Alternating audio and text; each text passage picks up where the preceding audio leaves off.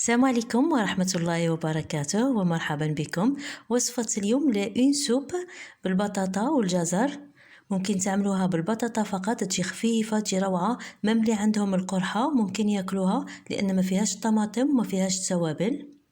أنا طيبتها في طنجرة الضغط، لكن ممكن طيبوها في طنجرة عادي. عملت ملعقة كبيرة من الزبدة هيدا الدوب، وعملت معها حبة كبيرة من البصل وخليتها تغلى حتى تدبل. ضفت معها ملعقة صغيرة مملوءة جيدا من الملح، لأن البطاطا تحب الملح باش تجي بنينة، ونخليها هيدا تغلى. من بعد زدت معها الكرافس.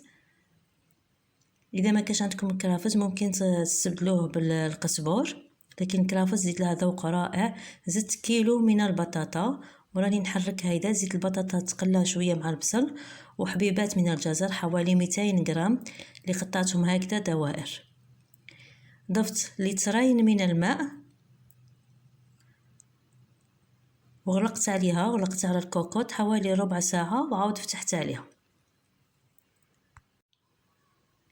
من بعد ما طابت نحيت هذاك الكرافس باسكو ما ينطحنش هذا الكرافس، وميكسيتها. وضفت كذلك الجبن اختياري، اذا كان متوفر ضيفوه، واذا ما كانش متوفر معليش.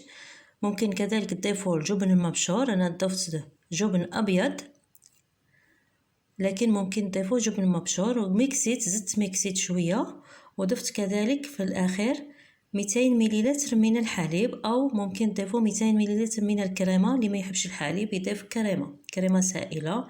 وخلطت هيدا، غلات غليه وطفيت النار. جربوا هاد الوصفه، تجي روعه، تجي خفيفه. إذا عجبتكم الوصفة عملوا لايك واشتراك، وفعلوا الجرس اللي بجانب اشتراك ليصلكم كل جديد.